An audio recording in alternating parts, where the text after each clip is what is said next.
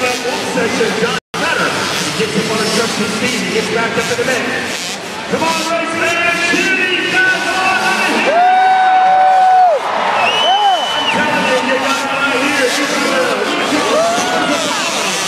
One more to go. For the way out of Van Park. Got the spotlight on him.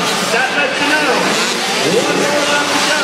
And I want to see the competitors coming with that checker flag. Come on, these are little mini bike kids. One lap to go. Section 182. The 201 of Carmen now. Zach Easter in third. The 24 machine having a battle back there with Whipple. Here you go. Let's get them out. Your winner for 65 cc.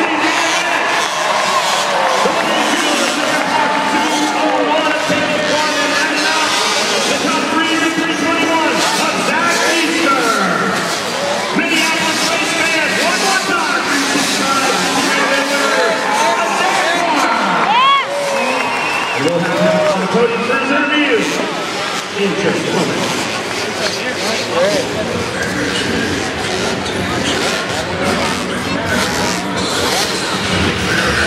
Nope, that's it. Carter won this, and yeah. So please subscribe, comment, and like this video. Help me a lot.